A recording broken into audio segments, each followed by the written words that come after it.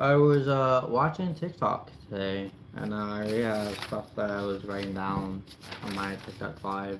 I got attacked for apparently hate speech. TikTok is a stupid platform anyway. Anyway, my main platform is my YouTube. Always will be. My YouTube channel is doing way better. Um, and my notes, memorize everything. And I wanted to start out by saying I was watching this person who claimed to be a person of a teacher, teaching. Different from a person that's given knowledge. I want to give my own knowledge on this. So we're starting off with the question of the whole five whole pizzas, six families, right? This part, five whole pizzas, six whole families. All could answer. This is actually much more complicated in how I got this, and I used number theory to prove that technically he was right, but like, I'll explain that later. So you brought up this question, how many pizzas can you distribute to six piece families? And his answer was like, it's algebra, and it's straightforward.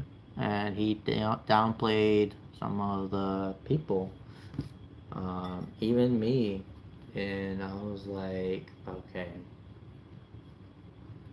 let me give you guys my background, right? I have Asperger's, also a high form of function autism. We don't call it Asperger's anymore. We stopped calling that in like 2012, 2015, whenever. It was in the early 2020, like late 2010s, something like that. I still call it Asperger's. Whatever.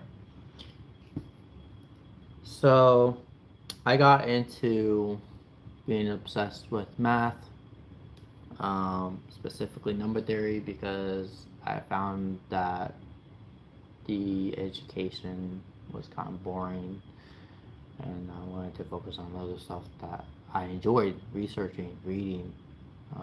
I'm a bookworm, not in the sense of like knowing a whole bunch of books, but like actual bookworm that knows a bunch of random facts and can reciprocate to them to you. Going from animal anatomy, going from spatial information, going from music theory, going from number theory, math, a lot of math, even geology, and I ended up doing that because I was bad holding on to relationships, families, friends, friends primarily. So I drowned myself in math work in sixth grade, and I became really smart. Now, on some people's levels, like, he's crazy. Well, no, because I saw the proof in my second year of college, and I ended up being right, 100%. I recreated proof in 1994. Person solved, which I was proud of, and I got pissed off. And then after college, I was like, you know what, I'm gonna take this to the extreme, and I said I haven't solved it yet.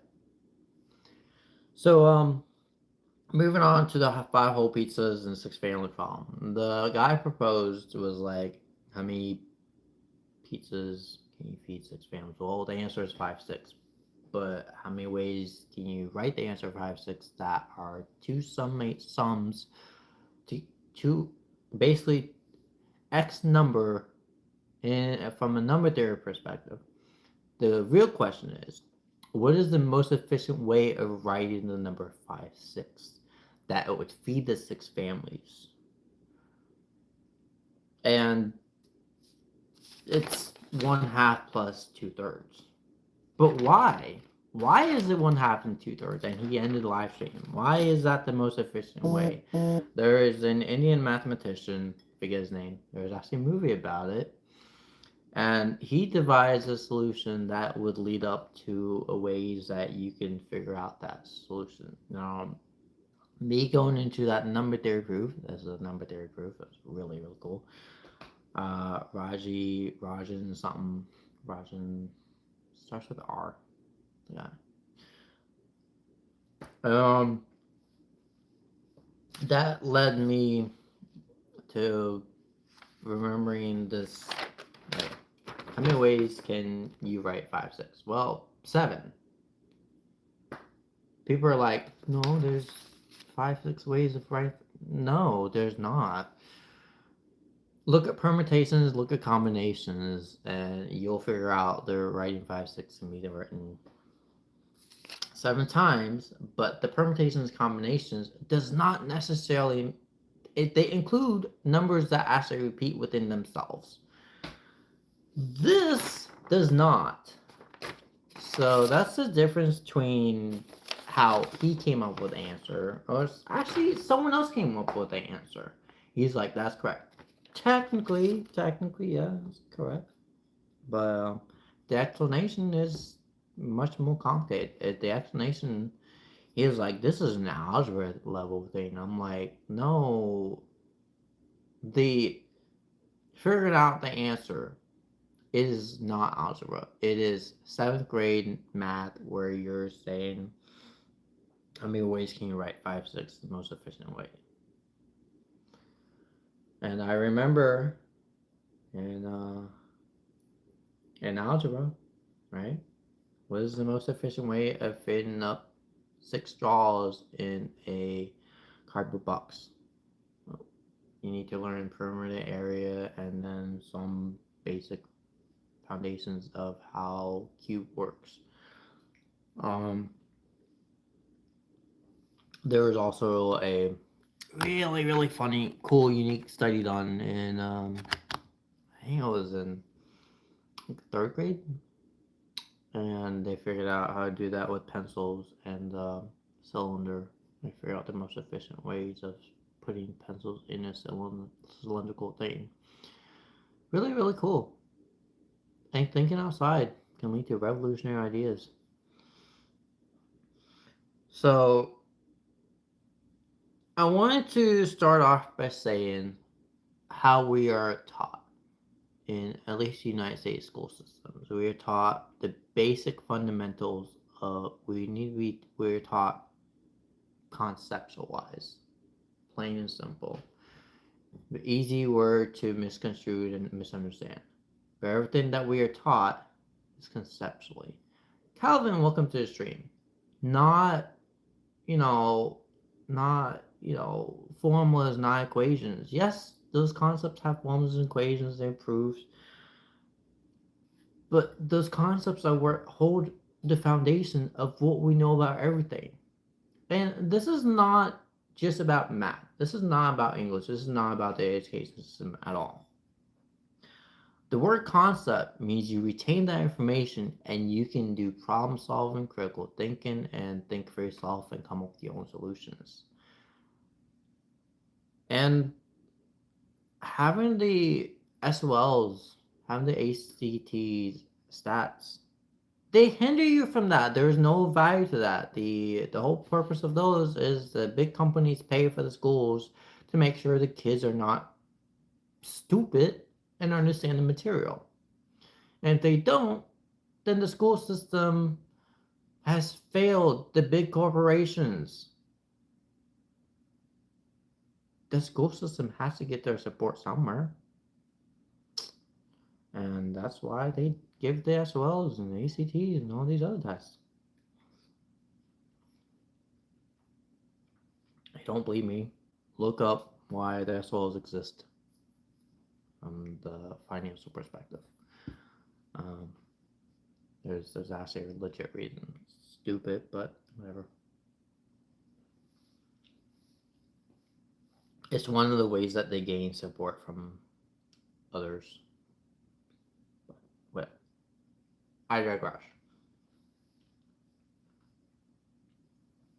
I had a problem with him when I was on his live stream, this TikToker's live stream, explaining to him about like This is not an algebra problem.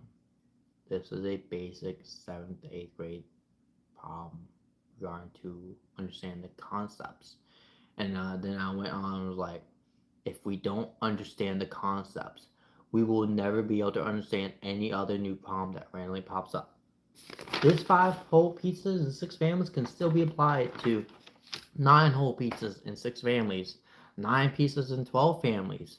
You know, how many dominoes can you have? If you have 12 dominoes, how many dominoes would you give to 4 people? This concept is not just for this one problem. It's a conceptual problem that can be put out to any other scenario within the foundation of the structure. And he didn't understand that. And like, you can't teach someone that's so stupidly fixated on thinking that it's all about math when it's not. You ask any of these higher level educational experience professors and theorists, and they'll tell you the exact same. It's not about the math. It's about understanding, evolving, and proving something that you really want to prove. If you can't do that, then why bother learning? Why bother evolving? Why bother living? So I'll give you guys a great example of this. I hope your day is going well, Calvin. I'll give you guys a great example of this that I wanted to point out. I was talking about um, the how all math you need is regarding around numbers. You don't need formulas. You don't need equations. Now we're talking about basic stuff. There's a show called Numbers, um, and very very cool show. Um, he uses numbers to solve crime. And the basic concept is that you can use numbers to solve for anything. Or in your daily life, we use numbers for telling time. We use numbers for measuring stuff. We use numbers to see how far we are from, one stop to the next on Google Maps. We use numbers to determine whether we're, probability, and numbers determine whether we should play this card or that card based off that probability. But it's all numbers in the end. And we're talking about like basic day-to-day activities like probability, statistics. We're talking about cash handling. We're talking about tips. We're talking about taxes, title and time, directions, distance from one place to another. Um, you know, what time we should wake up, the time that our job is, the dates that our forms are due for taxes, all that stuff is, is first through like 7th grade math. And but all of those have one thing in common. They're all concepts that we've learned over the education of our life or figured out on our own that we use and retain. Why do we retain that information? Why? Because we have to survive. But we don't retain all that information that we learn from education because we don't need to. I have a personal feeling about school, right? School is only good up to a certain point. If you're just going to school for your day-to-day life and you're not going to be a teacher, you're not get a degree, then stop at high school. You don't even need high school. I would recommend it, but and then there's the legal aspect that you can't go. You can't drop out of high school until you're 16, and that. So in that case, you just have to stop when you're in 11th, maybe 12th grade. Want to finish. You don't even finish high school when you're 16, not legally. Um, but then again, that also rolls about your parents taking control and be like, no, you're gonna finish, and then you can just wait out and fail twice in 18 and be a dropout. Bad idea. Oh, nice, nice, Maple, nice, nice, nice. What's the fursuit?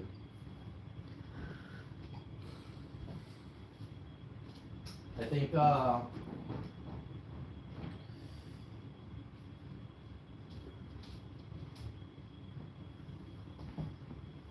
giving my talking points a little bit different.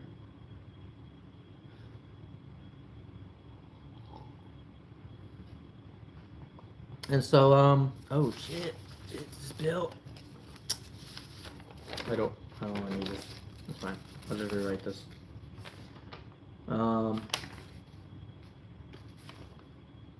use it anymore. Pizza problem. I'll skip over this because it's kind of boring. But it's a lion. Oh, nice, nice, nice. Lions are beautiful, majestic creatures, and scary, but they're beautiful and strong. Thank you guys for the likes. Also, make sure you guys share this live stream because the more shares are very much helpful for getting my channel out. And so I wanted to point out how arrogance can be the downfall of humanity. Let's take what's going on in the world right now. The world is shit. Why? Because AI is out. Why is AI existing? Because people said that AI is important.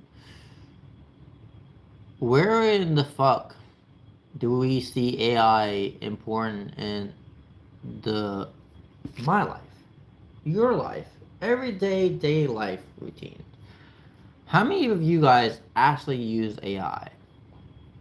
Or ah, I'm sorry to hear that.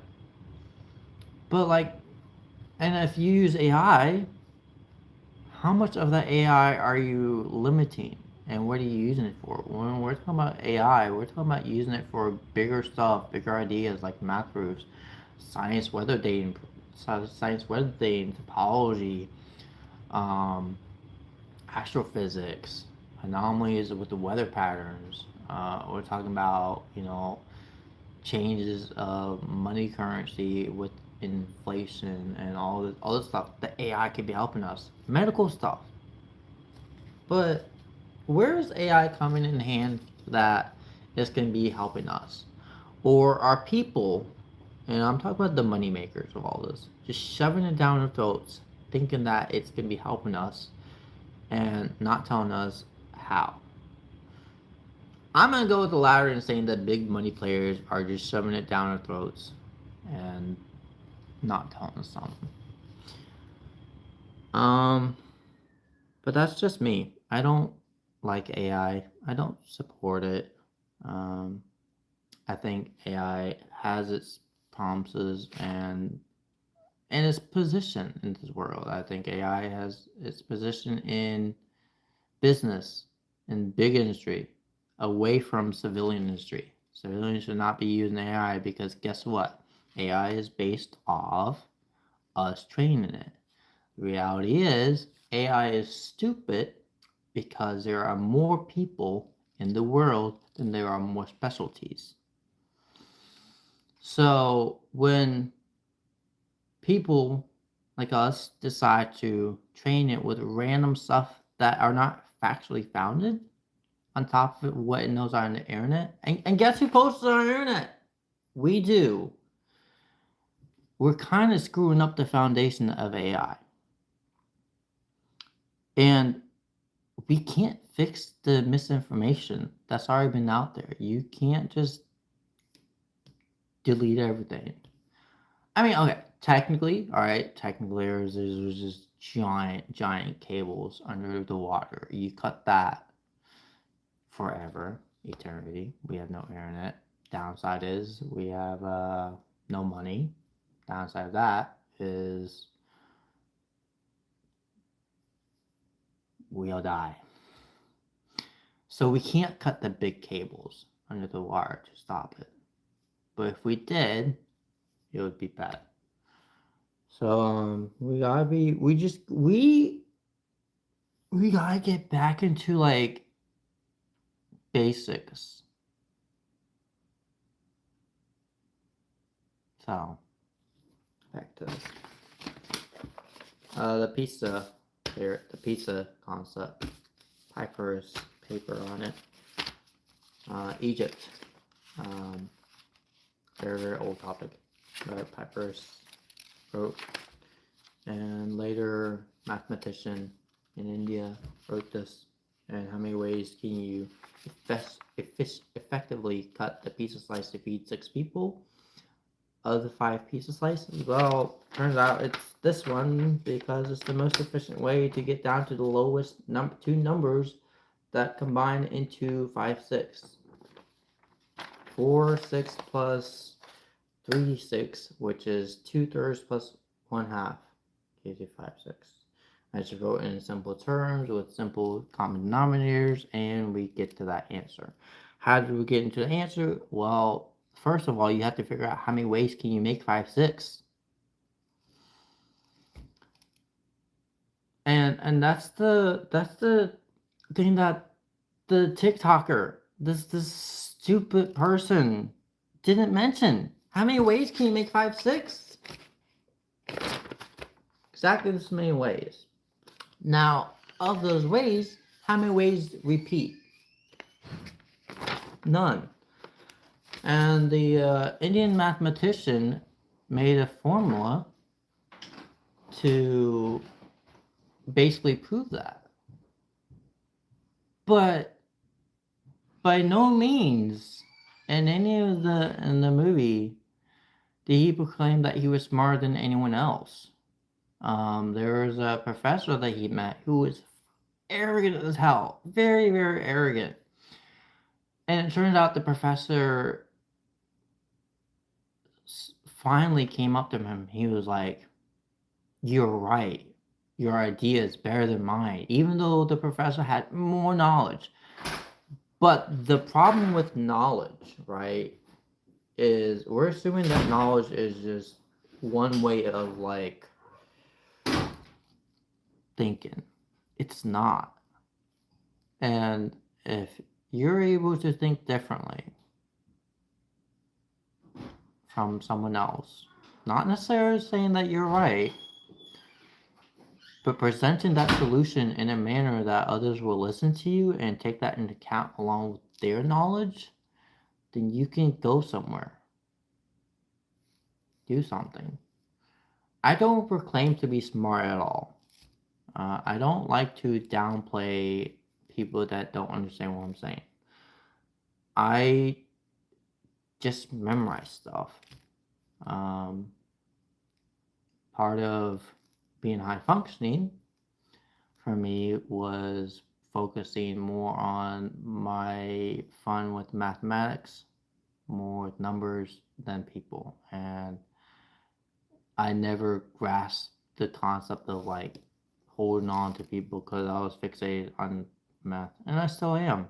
I think it's math is a beautiful world out there for one's mind to dive and settle down and figure out stuff that no one would think about.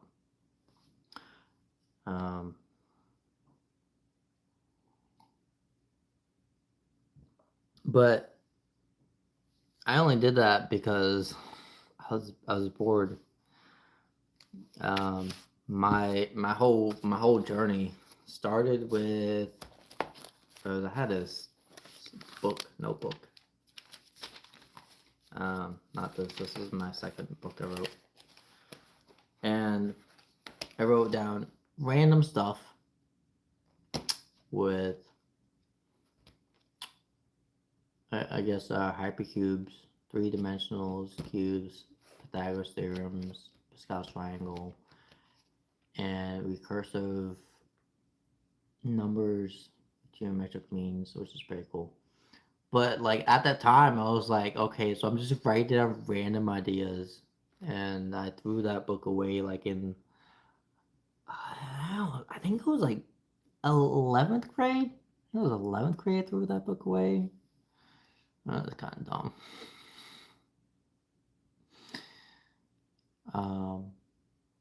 But I started writing my journal in 4th grade because I was bored of math. I was bored of all my classes. I kept on doing well. And when you're bored, you do something else with your life. For me, it's writing down random stuff in my head that pops up, even if it makes no sense. So in 8th grade, I had my teacher. I was working on square roots. We were talking about square roots, and I was writing down square roots, 1 through like 100 a hand. He was like, "Are you bored?" I'm like, "Yeah." You got something for me? He was like, "Okay, so write all the square roots up to 1,000,000, which is 1,000. 1,000 square is 1,000,000 by hand without a calculator."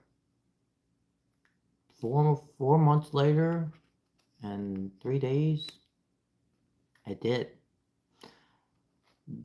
This is the book that pioneered me to get into number theory. I can show you. It's very boring. Super simple.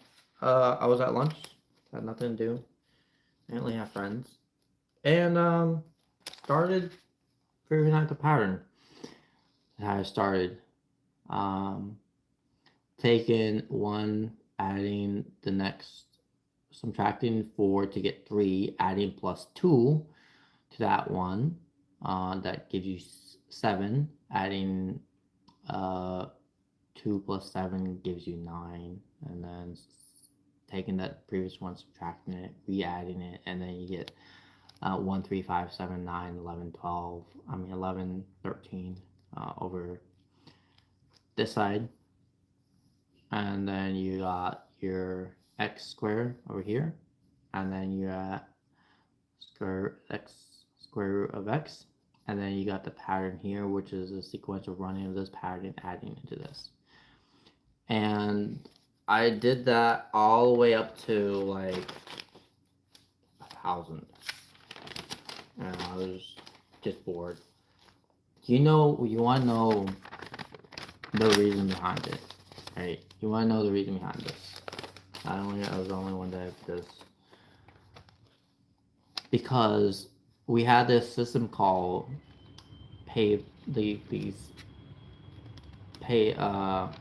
bucks. It's fake currency. And he was like, if you can do this before school's out, I'll give you like $1,000. It's like fake currencies. And they had like cool awards. You can get whatever you want with this. And if you had more, you could win. And I ended up with a lot because of this.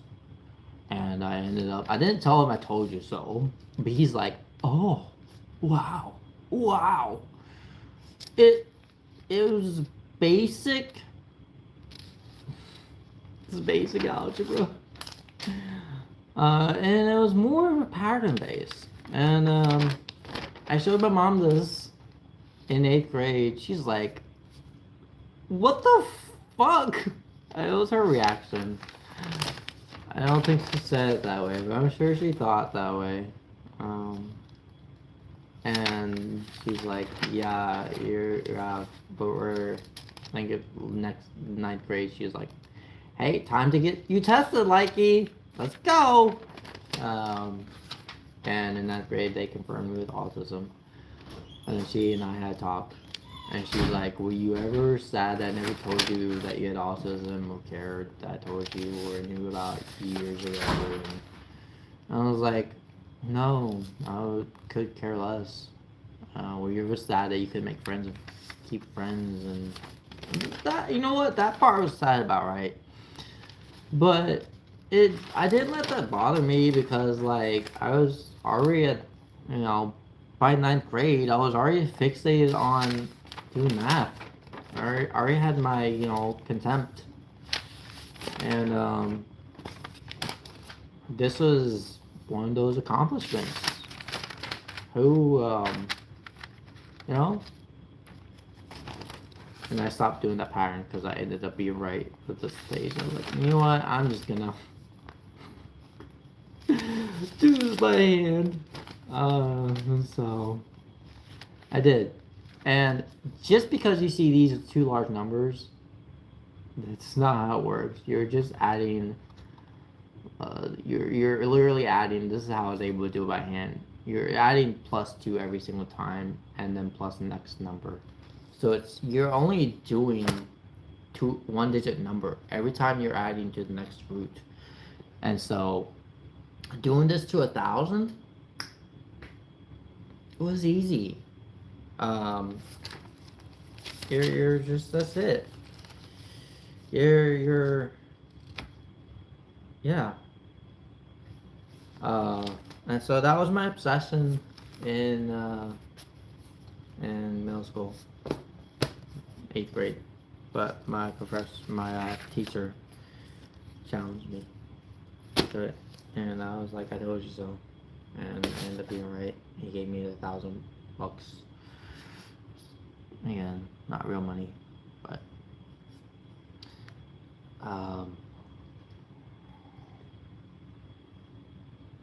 they had this math Olympiad thing. Your first fursuit. Oh, nice. Hey, I hope you enjoy making that first fursuit, and good luck. You can always look online. Don't ask me. I've never made a fursuit. I have friends that made fursuits before, but I myself not. So that led me to more complicated ideas, more theories, and I got into number theory in like 9th grade. And at that time, I didn't realize it was called number theory until I was like in later on in like 10th grade. I was like, okay. Number theory is not algebra. It is algebra. It's pure algebra. Algebra is equations, got variables. When we're talking about algebra, people are like,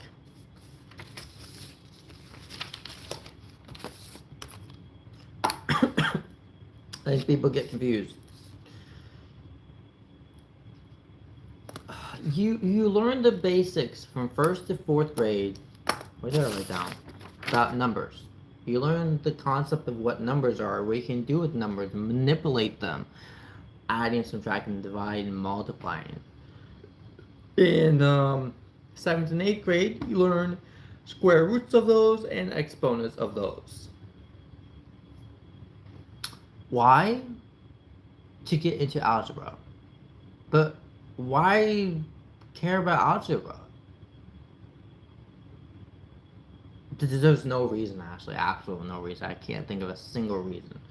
The only people that need to care about algebra are people that are actually majoring in mathematics, science, or some department that requires the use of algebra. Other than that, algebra is completely bullshit and useless.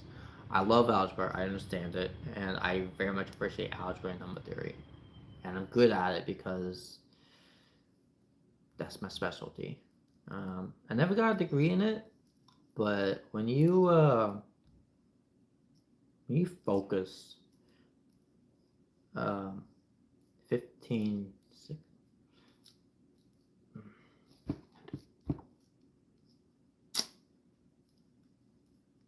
20 years, 20 years of your life, no, 17 years of your life dedicated to nothing but one problem in algebra, and you're fixating algebra because it's beautiful.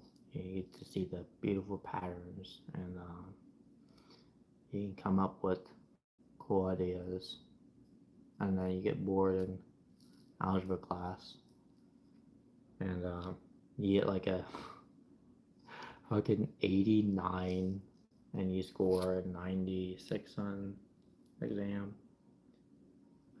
Get a 598 on there as well. I messed up on one question. I was pissed off. It was a question regarding to the stupid thing about lines regarding to like finding like Line best fit. That's it. Line and best fit. Fucking bullshit thing that we talked about like 2 times, right? And normalizing line best fit. I'm like, who the fuck is getting normalized line best fit? No one. And that stupid ass SOL question popped up, and I got it wrong. I was never good at that. Um, it's a statistic question regarding to optimizing the points that fit within that line of margin, and then figuring out the solution where all those points meet up to give you an equation to use for others that are similar to that function. It's stupid.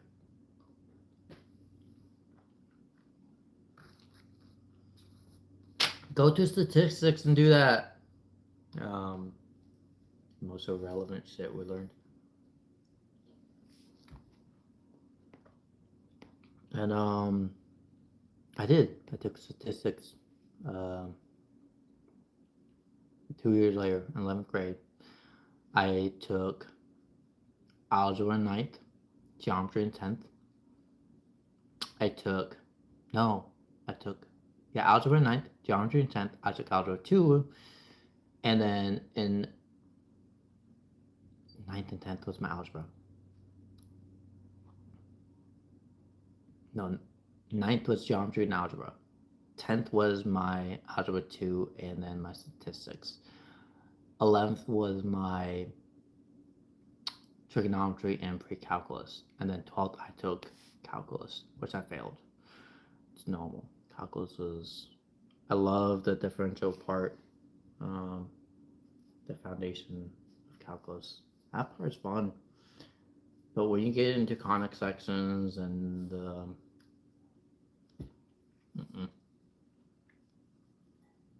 and pi and triangles. Actually, you don't deal with triangles, ironically, until Calc 2. Oh, there was my professor, right? Very, very wise professor. Very, very smart. Loved him. And he's like, all right, class. He's like, the hardest part about Calculus 2 was the triangle section. Half of you are going to fail that part. He was right. I think like 4 people understood it. It's one of the hardest concepts to understand in Calc 2 course. Everything else is easy. Super, super easy. I did really well in Calc 2. I got like a solid B in Calc 2. I actually did better in Calc 2 first time than I did in Calc 1 first time. And I was like, damn. It's fucked up. And all of a sudden came that problem.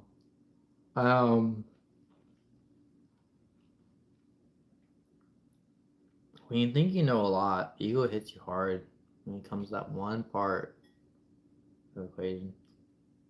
And you're like, fuck, I quit. Just gonna bomb it.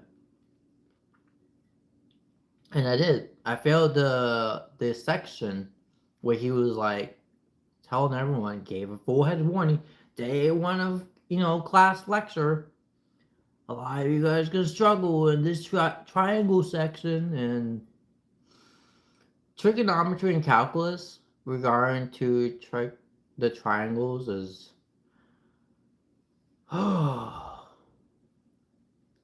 you know what I hate? That I'm my grandma's favorite just because I'm autistic. Since my other siblings feel worthless, I would die from this. You can't just think that way. I mean, I don't necessarily like being autistic, but I like knowing that the ability for me to teach someone and educate someone and being able to like predict real life stuff with my job, it's fucking cool.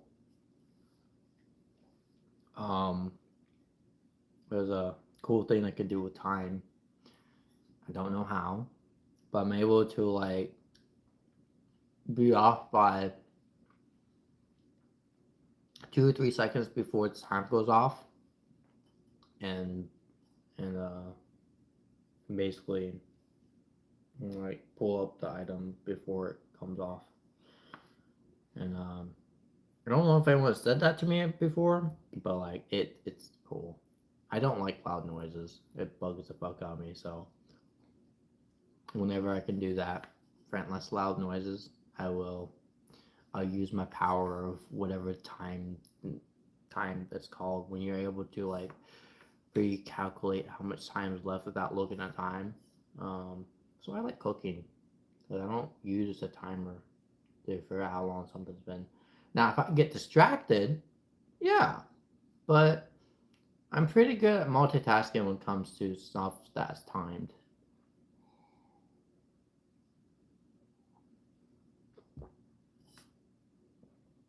But yeah.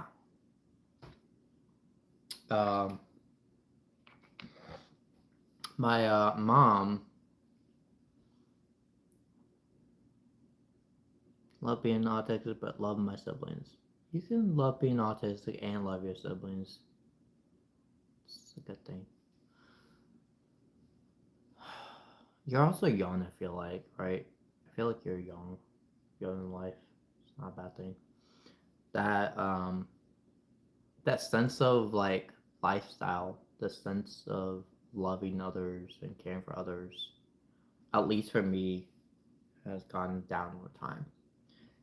Um, but then again, I've had a lot of bad stuff happen in my life that I'm getting over. I'm moving on very slowly. I have stuff that I can remember my friend with. So, yeah.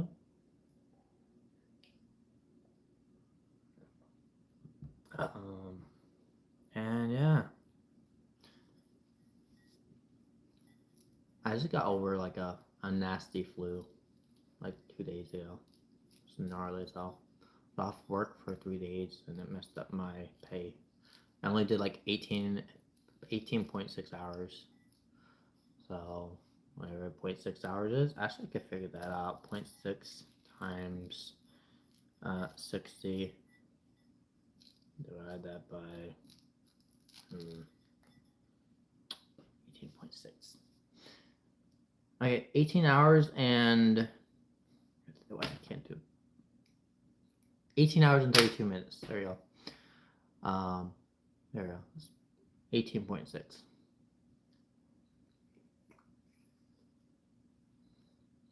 36. 18 hours and 36 minutes.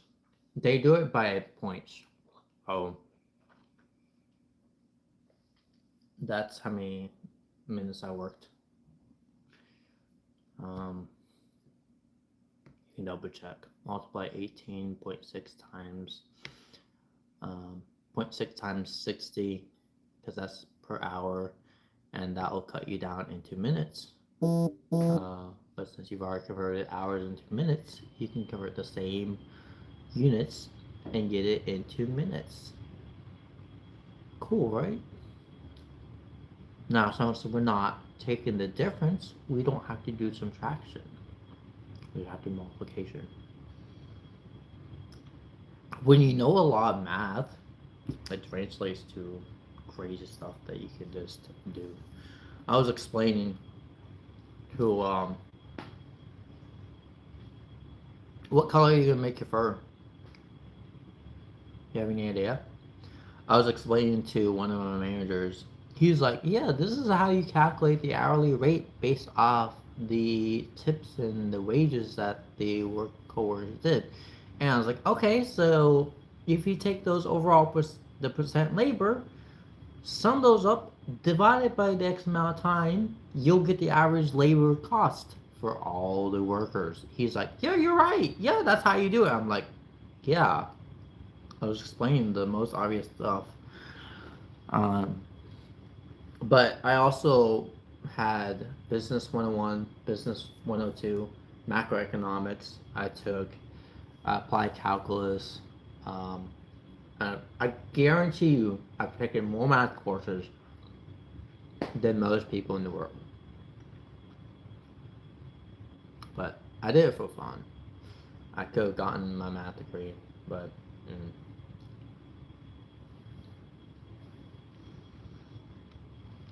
I would have only had to take like um, differential equation. I got stuck at there. Number theory, and like two, three other courses, and then I would have had a math degree. Like it wouldn't have been bad, but difficult when you're writing equations. Like right, was my mom was doing an event at middle school, and I was writing out this problem, and it took up the whole whiteboard. When when you're at the point at Calc 3 and differential equation, your problems are 1 to 2 pages long. You may have like, let's say you have a simple equation where you're trying to figure out how to use an equation, break that equation up, and figure out the unknown piece for that function, multifunction actually. Um,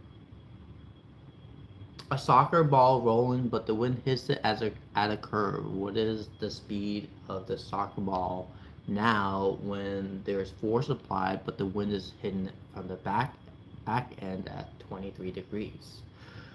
Um, where what's the speed? And that would be an equation. But that's like, and you have to solve from a differential equation perspective, right? And so there's like different forms, different functions, and man, it's September. Welcome to the stream. Hi, and I I had tried to keep up with the class. I did it in TCC, went to ODU, took the class again, just thinking that maybe it was the professor. TC. No. I got like a 46. I got like a goddamn fucking 46 at TCC. Failed it. Went to ODU. And like my third weekend, you had a month before you can drop it. I was like trying to figure out this one goddamn problem. Because they only give you like 1 or 2 equations to work for homework. It's that long and tedious. When you're getting into theoretical and that high level math, you're only gonna do like 2, maybe 3 questions in your entire lecture for that class that day. It takes up the whole day. And I couldn't figure out because I didn't want to use the notes, and because like I knew how to do it right conceptually, but nope. So I ended up walking in that day after I came from my mother's events, like helping her. I was sitting and working on an equation. I worked on it for 2.5 hours. Ain't no progress. There's five, no, there's 3 variables I had to solve for, and figure out the solution to all 3 of them. Never figured it out. It was dumb. And I ended up going back into class. I was like, sat down for like probably 15 minutes into the lecture. And I was like, it was more me. I was very disrespectful, very, very unprofessional, and probably the most disrespectful I've ever been at a professor's class. And I was like, just walked out in the middle of the lecture. And I was like, yeah. I didn't say anything. I just walked out. It's very disrespectful. I didn't talk to the professor. I didn't say anything. I just had enough. Third week, went to the dean or whoever, my attendee, and I was like, yeah, I can't do this. I'm dropping this. and I wanted to change my course into educational. He's like, "Oh, this is much easier." Well, it is. Teaching elementary education was technically much easier. I think I had all the math courses completed. I was that far in advance into my math career. I had like one other math course I needed to do. It was like a 300 level, but I could have had my chosens. And I I taught at a primary school, which was fun. Got to teach kids. Got to learn and got to learn about education theory and how teaching works, and I had a blast. And then I took psychology, and I failed it not once, but twice. And I was like, I'm cheating the second time. I still failed it. I was like, what's the point? So yeah, I gave up on my career life, my education. Well, not education from math, but like my college life, because I failed Diffie Q technically twice, and I failed um, psychology twice. Now I have like I'm still passing, right? My GPA is like 2.1 something. That's not kicked out. To this day, I'm not kicked out of ODU, but like it would be a bad look on me at this point to go back and just continue. Just don't want to at that point. I left like very disrespectful, rude, and just like dropped out. I didn't even notify anyone.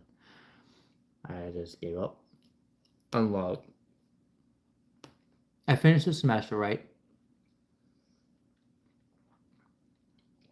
I passed all the other courses, failed psychology, and just didn't get back into it. So I don't regret it, because like college is not meant for everyone, and like depending on what you're doing or taking,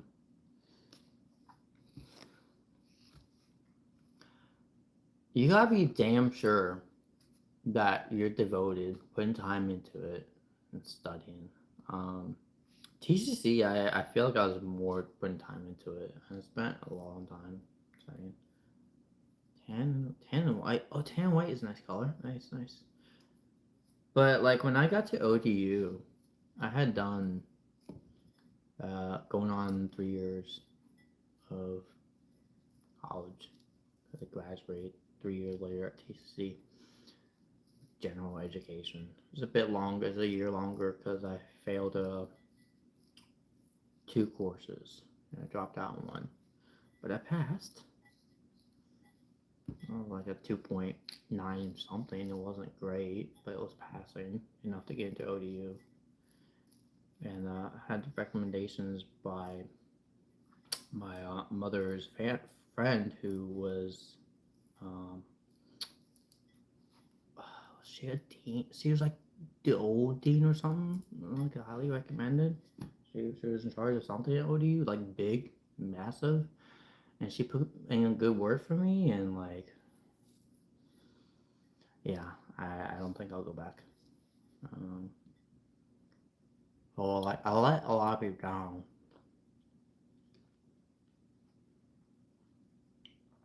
but I'm okay with that. I'm okay with where I am. I can focus on my content. Um, Financially, I'm stable. Um, and yeah, I can still do math, but my own math without restrictions, without limitations on what the people would tell me up there. Oh. Um, I have books that my philosophy professor gave me. He was my favorite. Yeah, so I took him twice. Twice, bro. He was that good. I requested him twice. And how it happened, this was my math terminology. I still love this. It's really, really nice. This is really, really old.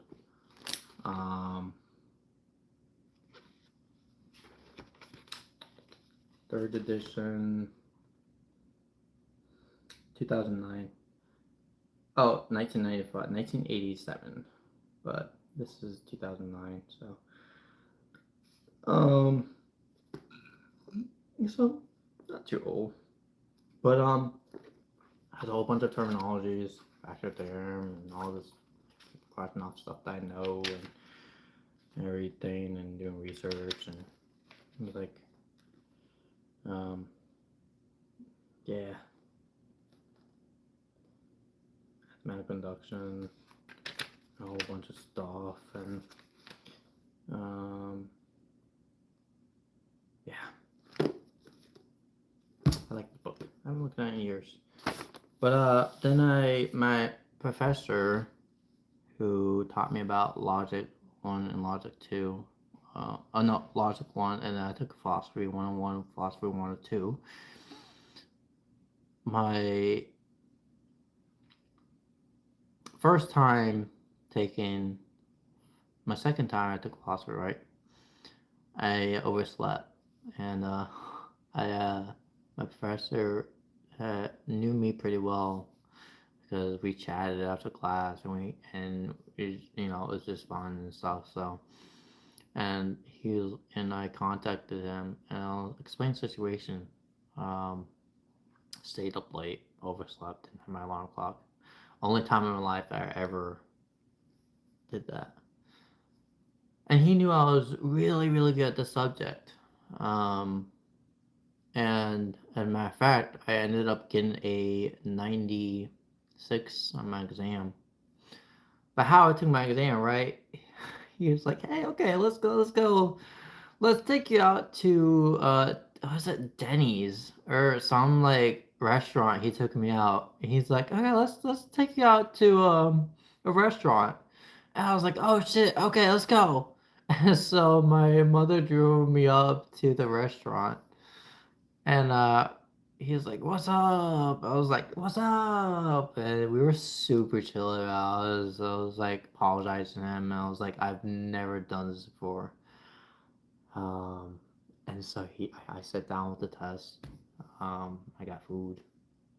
And I spent the next like 45 minutes in the test, and the next day he's like, "Oh yeah, shit, you did like crazy good on this. You did like a 96 on this shit. Yeah, you're good. You passed my class." And my average in that class was like a 90s. That's my average. I was actually decent on logic and philosophy. I liked philosophy, so I took philosophy 1 and 2 and logic. Those well worth courses, and so yeah, he ended up giving me some books he had. This is one of them, and this is a this was another one, really really old, really old, and I've been reading the Tortoise and the Hare regarding to finite series and the reason the tortoise beats the hare. And I've been reading that for years, taking it slowly. How you doing, Cody? How you doing? And long story short, it's like really cool. If you understand philosophy, logic, and complex math, then those two books are good for you. If you don't keep in mind, I was in my second year college, TC, and I was reading books that were meant for like graduate level with with, uh, with stuff that graduate levels would read.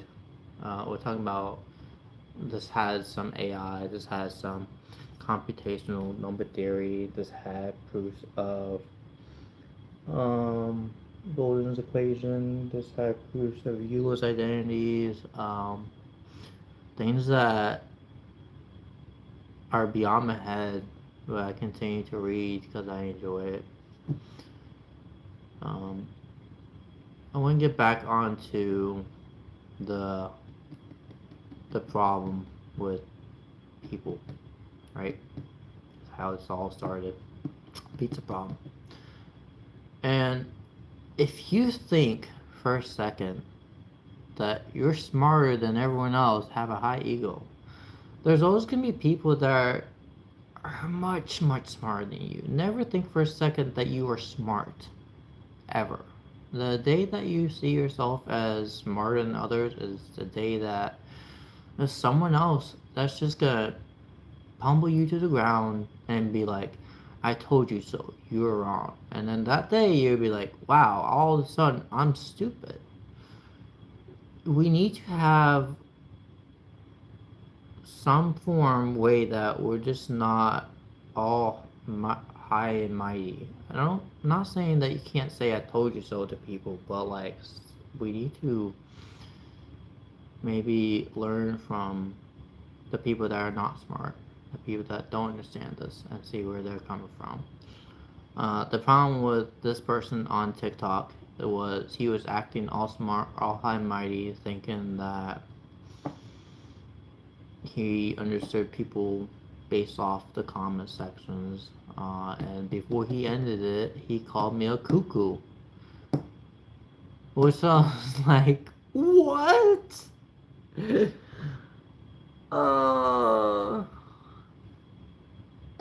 uh, if it, and one of the ways you can tell someone actually knows what they're talking about is how confident they are in the subject, or multiple ways of presenting that one subject. Let's give you an example. Give you a perfect example. I'm gonna do a simple, right?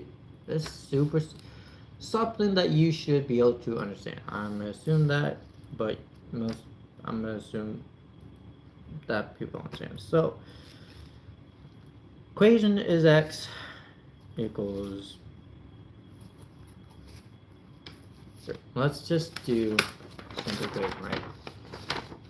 How many ways can you write this to prove this, right? Well, we have to have two variables, right? X equals 5. I already solved that. 2 plus 3 is 5. Everyone agree with me that x equals 5. Based off this fact that we have a given statement, we can make an assumption that we have to solve for x. That is a valid assumption, right? But what if the assumption is completely wrong? What if we just want to say we just want to leave it at that? We're just giving a statement without any, explanation, anything to do with it. But our internal mind wants us to automatically say x is 5. Right? But there could be also other ways of writing that. Let's say that x equals 2 plus 3. Well, if x equals 5, how do you prove that x equals 5? By adding them. But why? Is that because we've been told to do that based off our prior knowledge? Our a priori knowledge is knowledge that we have beforehand that we've learned through experience as well, a priori knowledge. Well, yeah, but is that always correct? No, it's not. You can actually rewrite this as x equals 2 plus 3, where then you can say, given the statement, and then you can substitute 2 plus 3 into x equals f of z. That is also correct. But that doesn't necessarily prove that 2 plus 3 equals x.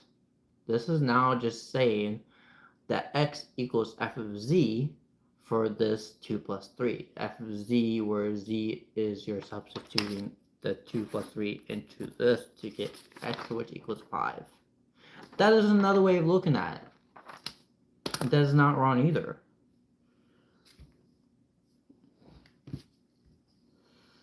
But we have to, like,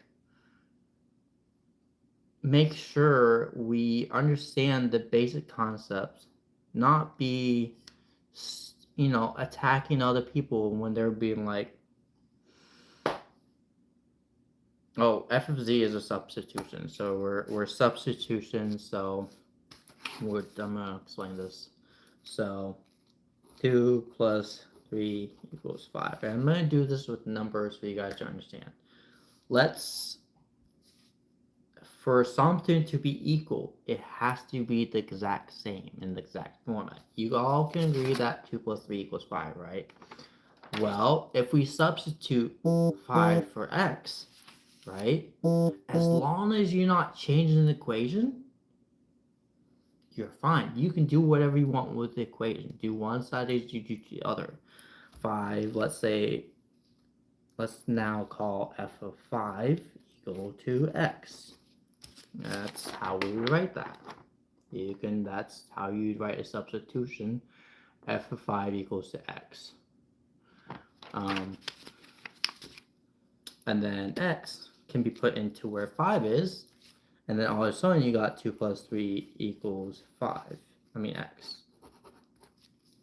And then if you want to take 2 plus 3, substitute 2 plus 3 to say, let's say z.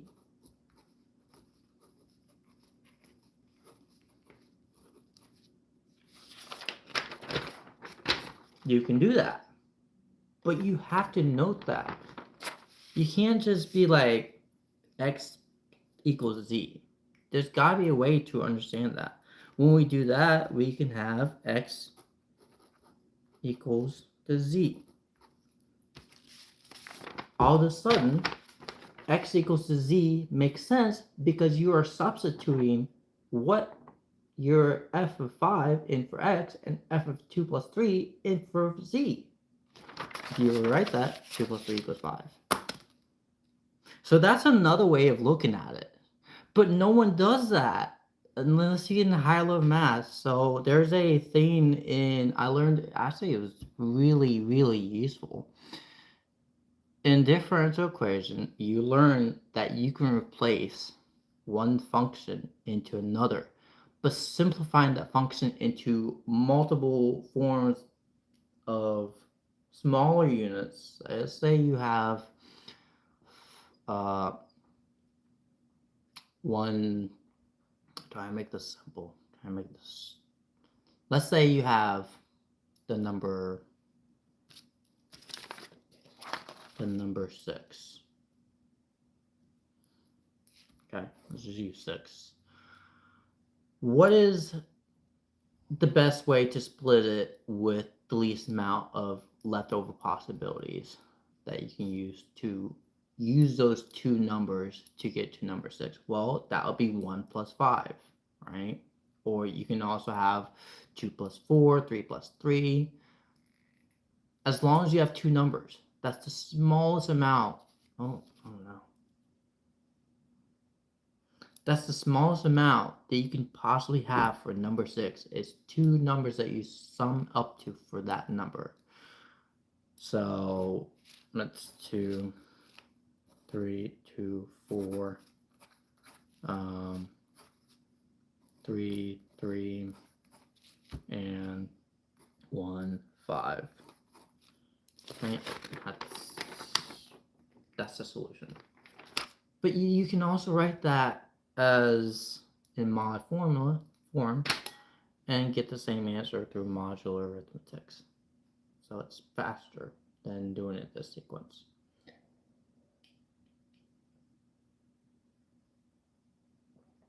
I was looking at Euler's theorem, Euler's theorem, sorry, and this I came up with some cool things about the number one. It's weird. I'm not explaining that because I can't prove it, but like could talk about it. But so keep in mind if you go and watch someone's lives and they don't allow you to finish the question or they're like shoo you off, then their whole goal is not to teach you. Their whole goal is to make themselves look better. Um, so I just wanted to point that out. The best way of learning is learning through others and not thinking that you're always correct, because you're not always correct. I'm not always correct. I've been wrong many times. Um, I mean, you know, it's not bad being wrong. In the science community and math community, the best way of learning is by making mistakes, retrying to grow those, retrying those mistakes until you end up being right. And one of these days you will be right. But until then, learn from others that know more about that subject than you, or figure out a way that you can learn to learn more about that subject. So stop being a hothead in the world and just learn. I'll see you guys next time. Thank you guys for watching, listening to my little lecture about math, education, philosophy, logic, bit of stuff there. So I haven't done this a lot. I probably won't be doing this a lot because I don't know, that one TikTok dude just pissed the fuck out of me, and yeah, just be careful who you watch, how you watch it, where you watch it, and who you crush. See you guys. Bye Maple. Bye Cody. Bye everyone.